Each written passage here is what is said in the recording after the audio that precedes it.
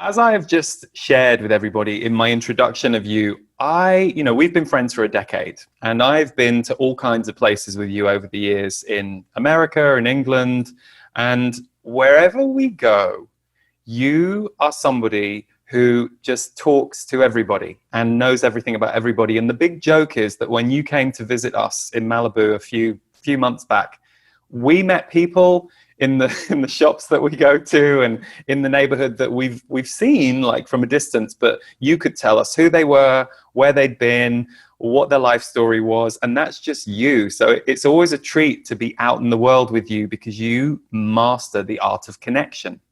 I'm curious, how did that start for you? Was that just an innate gift, or was that something that you had to learn?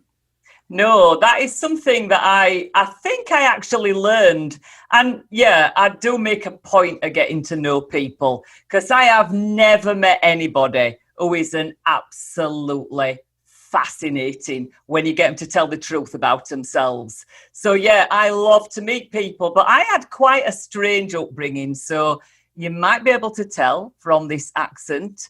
But I was born in a little village called Holmfirth in Yorkshire, and my dad were a farmer on the top of the hill. And I'm not being funny, but, my mum married him because he'd got a little bit of land and some property. And, that made him very handsome in those days. The world was very different, I'm being honest. But my mother didn't like other people coming to play. And it was like, no, sorry, no, you can't come here. No, sorry.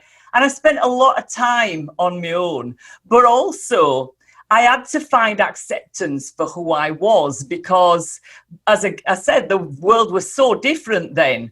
And I was told by my parents, by my teachers, by everybody that if I continued to be who I was, I would never be anybody. And if I continued with this accent, I would never be anybody. So I think I was quite a lonely child. And then I just, things happened and I thought, you know what?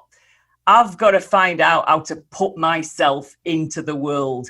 Because for me, being with people in whether it's work or business or whatever, you are in the world. And not only that, but you find so much about yourself, never mind anybody else. All you're doing is reflecting back to you, who you are.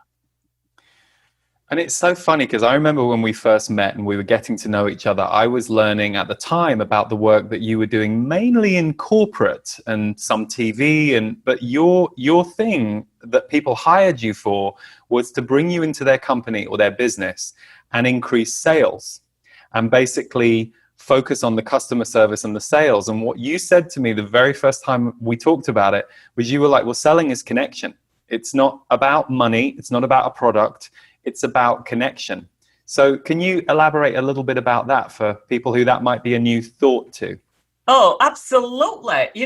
Everything is about connection and how people feel in your unique presence. And that's a fascinating thing. My first job, because I'm not very academic, I can't count. I can talk, but I can't count. And my first job was in a shoe shop in a little town called Huddersfield.